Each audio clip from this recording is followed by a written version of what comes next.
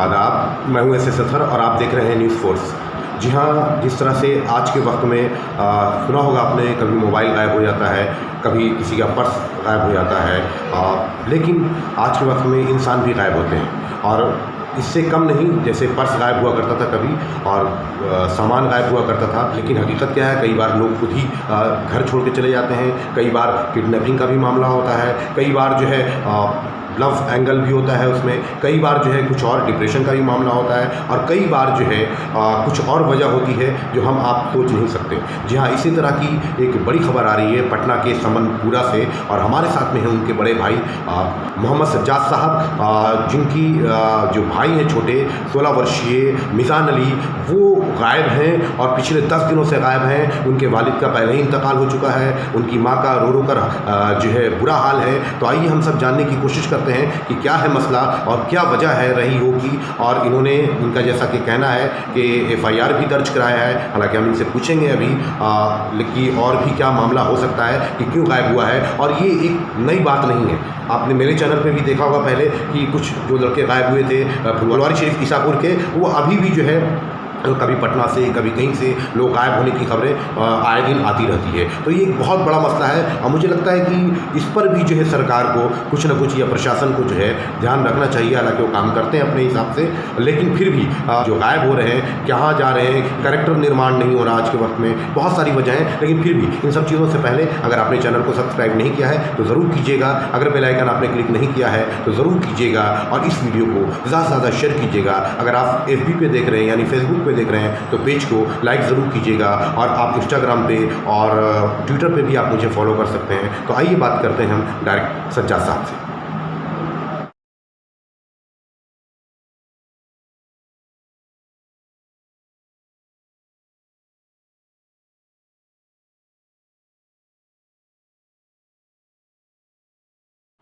क्या मामला क्या है ये बताइए। मामला ये है सर, ये घटना है घटित हुई है सर 8 मार्च 2022 को। मेरा भाई महल्ले के सोनवर्षा गार्डन में अपने किसी रिलेटिव को शादी को अटेंड करने गया था, मेरे गांव के एक लड़के के साथ, जो वहाँ 7:30 में पहुँचने के बाद शादी को अटेंड करता है और 1 घंटा वहाँ के कैमरे के फुटेज के हिसाब से वहाँ 1 घंटा वहाँ रहता है। 1 घंटे के बाद अप्रॉक्स टाइमिंग के हिसाब से 8:30 में वो मैरिज हॉल से निकलता है, और निकलने के बाद फुटेज में फिर वो रिटर्न दिखता नहीं है। उसके बाद जो लड़का उसके साथ था वो अपने मेरे दूसरे भाई को इन्फॉर्म करता है। वो मिज़ान अली जो अभी यहाँ था या इंटीमेट करता है, तो देखा नहीं, यहाँ है नहीं फ़िलहाल। तो मेरा भाई जो उसको बताता है कि ठीक है, उसकी गाड़ी वहीं है, तो लड़का वहीं होगा, तुम सर्च करो। वो सर्च करता है, सर्च करने के बाद कहीं मिलता नहीं है, मिलता नहीं, तो फिर वो दोबारा इंटीमेट करता है भाई को क्या मिज़ान अभी तक मिला नहीं है। इस दौरान 11:30 होने की 11:30 बजे मेरा भाई भी आता है, दोनों मिलकर सर्च करते हैं।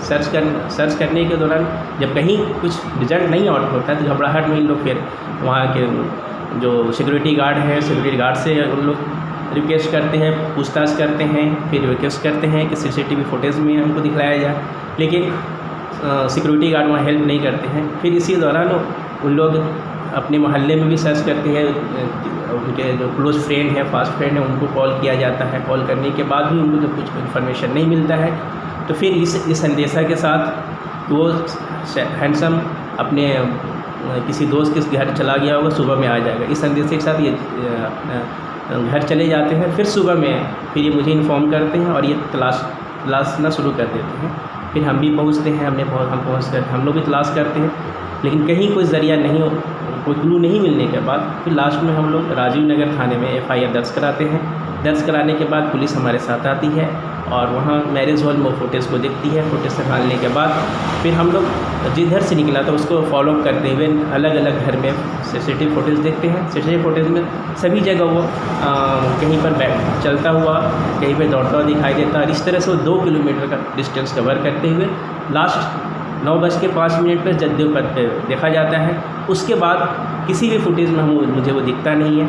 मुझे ये अंदेशा होता है कि वो शायद पटना स्टेशन की तरफ गया हो या कहीं और हो, लेकिन इस अंदेशे के ज़रिए हम लोग फिर इसको आगाह करते हैं SHO राजू नगर को कि इसके बाद का आप अपना इन्वेस्टिगेशन करें। जो हम लोगों का हेल्प करना था हम लोगों ने कर दिया, आप फ्रंट्स लीड करें, क्योंकि जो भी अब तक हम लोगों ने सर्च किया था, इन्वेस्टिगेट किया था, हम लोग खुद अपने भाइयों के साथ मिलकर कर रहे थे। जहाँ ज़रूरत पड़ी थी पुलिस रह रही थी पुलिस, लेकिन अब जगदेव के बाद भाई मिज़ान अली कहाँ गया है वो हम लोग को पता नहीं चल पाया अभी तक। और ये बार बार हम SHO साहब से रिक्वेस्ट कर रहे हैं कि इसके बाद की इन्वेस्टिगेशन आप शुरू करें।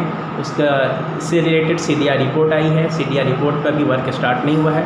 CDR रिपोर्ट के हिसाब से कुछ फ्रेंड्स हैं, अगर उनका इन्वेस्टिगेशन, अगर उनका जो सिस्टम है उनके थ्रू अगर वो किसी से इंक्वायरी करना चाहते हैं, इंक्वायरी करें। हमने कुछ डिटेल्स दिया है क्लोज़ फ्रेंड का, जो उनके साथ पिछले 2 दिन में उनके कॉन्टैक्ट्स में थे मिज़ान अली के, उस पर अभी पुलिस कोई वर्क नहीं की है। लेकिन मैं ये रिक्वेस्ट करूँगा पुलिस से कि उस पर वर्क करें, ताकि मिज़ान का कुछ क्लू हम लोगों को पता चल सके। और ये मेरा इंटरव्यू अगर मिज़ान अली खुद देख रहे होंगे तो मैं मिज़ान से रिक्वेस्ट करूँगा कि तुम्हें पता है कि वालिद के ये होने के बाद माँ का कितना तबीयत ख़राब रहता है, और ये तुम्हारे हाथ तुम्हारे चले जाने की वजह से बहुत वो डिस्टर्ब है, उनकी तबीयत बहुत ख़राब है। इसलिए मैं तुमसे रिक्वेस्ट करूँगा कि ये मेरे फोटोज़ या मेरे न्यूज़ को सुन रहे हो, आवाज़ को सुन रहे हो, तो घर किसी भी तरह से तुम एटलीस्ट कम से कम मैसेज ड्रॉप कर दो, या हम लोगों को कॉल करके बता दो कहाँ हो, किस हालात में हो। फिर हम लोग उसके बाद तुम्हें कुछ नहीं करेंगे, तो अपने भाई से जब मन करना तुम आना। के जितने भी दोस्त हैं जी उन लोगों से आपने क्या बातें की, उनसे हाँ, सभी दोस्त जो क्लोज फ्रेंड कांटेक्ट में रहे हो, हाँ, जिसके कॉन्टैक्ट में थे सभी को हमने खुद इंडिविजुअली जाकर मैंने उनसे मिला, उनसे मैं रिक्वेस्ट किया, उनसे मैंने बात किया, शायद इनसे कुछ क्लू मिले। लेकिन सभी का कहना था कि उसके एग्ज़ाम के दिन हम लोग मिले हैं, बातचीत की है। केमिस्ट्री के पेपर के बाद उसका एग्ज़ाम अच्छा गया, तो उस खुशी में उसने मुझे हम लोगों को कुछ चाट वगैरह का पार्टी भी दिया है। और उसके बाद वो अच्छे मूड में 8 तारीख को भी कुछ लोगों से बातचीत किया, भाइयों से बातचीत किया, घर पे मुझसे बातचीत हुई, अच्छे मूड में था। उसके बाद 8 के बाद वो मैरिज हॉल में जाने के बाद क्या होता है और क्यों चला जाता है, ये हम लोगों को भी पता नहीं है। हाँ, उसके किसी लड़के के साथ में लड़ाई झगड़ा या किसी तरीके का कोई अफेयर का जो मामला हो, किसी तरह का कुछ ऐसा जो आप लोगों की जानकारी में रहा हो आज तक? नहीं, अभी तो हम लोग की जानकारी इस तरह कभी नहीं रहा है। लेकिन इसी को देखते हुए हम लोग उसके लीड स्टेट स्कूल में पढ़ता है, वहाँ के प्रिंसिपल से मिल लेंगे। जो हो सकता है किसी भी बच्चे का टीनेज है, टीनेजर में अलग अलग इमेज होते हैं, स्कूल पर अलग इमेज होता है, घर पर अलग इमेज होता है। इस चीज़ के जानने के लिए हम उनके प्रिंसिपल से भी मिले। प्रिंसिपल ने भी मुझे इंश्योर किया कि उसका किसी भी लैब एंगल के में उसका ये नहीं था, इन्वॉल्वमेंट नहीं था, प्लस किसी भी दोस्तों के साथ उसका कोई लड़ाई झगड़ा नहीं था, प्लस अपने मोहल्ले में भी उस तरह करने बहुत ही डिसेंट था और उसका इमेज था, जिससे हम लोग ये नहीं समझ रहे हैं कि इस एंगल से हम लोग उसको इसकी वजह से वो कहीं घर छोड़ कर गया हो। क्या आपको लगता है कि कभी वो किसी तरह के कोई डिप्रेशन में या कभी कुछ नंबर कम आए हों या कभी कुछ ऐसा मामला रहा हो, कभी इससे पहले तरह का? हाँ, इससे पहले कभी भी डिप्रेशन और एग्ज़ाम का, जैसे आप लोग एग्ज़ाम जैसे अपने हमारे SHO साहब भी बोल रहे हैं कि एग्ज़ामोफोबिया हो सकता है, लेकिन इस तरह का इससे पहले कभी नहीं रहा है। अगर ये बाय द वे अगर केमिस्ट्री का एक पेपर की वजह से इतना प्रेशर नहीं हुआ इस पर कि वो घर छोड़ के चले जाए, मुझे ऐसा नहीं लगता है। अभी आपकी माँ के हालात क्या हैं? माँ के हालात बहुत ही बुरे हैं। तो पहले ही से कमज़ोर थी, बीमार थी, दवा पे चलती हैं, लेकिन इस हादसे के बाद वो पूरी की पूरी टूट चुकी हैं। हम लोग शब्द देने की पूरी कोशिश कर रहे हैं, लेकिन अभी भी बहुत बुरे हालात से। इसलिए मिज़ान अली से मेरा बहुत बार मैं ये रिक्वेस्ट करूँगा कि अगर ये न्यूज़ ये समाचार को कहीं देख रहा है या किसी माध्यम से तुम्हें पता चलता है, तो प्लीज़ एक मैसेज ड्रॉप करो, या किसी के साथ हो या किसी के बहकावे में आ गया, एटलीस्ट हम लोगों को मैसेज ड्रॉप करो, ताकि माँ को ये मैसेज हम लोग कन्वे कर दें, ताकि वो इत्मीनान से रहें। और फिर तुम कुछ तो मुझे हम लोगों को क्लू दो कि क्या वजह है, तुम घर छोड़ के चले गए हो या कि किसी के किडनैपिंग के में ये आ गया हो, किसी के कंट्रोल में हो, कुछ तो मैसेज हम लोग को ड्रॉप करो। चलिए, बहुत बहुत धन्यवाद आपका न्यूज़ 4 से बात करने के लिए। Thank you. तो जैसा कि आपने देखा, ये थे सज्जाद अली। इनका साफ कहना था कि अभी तक जो है किसी तरीके का गलत उस लड़के का कोई ट्रैक रिकॉर्ड नहीं है, किसी तरीके का किसी से लड़ाई झगड़ा नहीं है, डिसेंट लड़का था।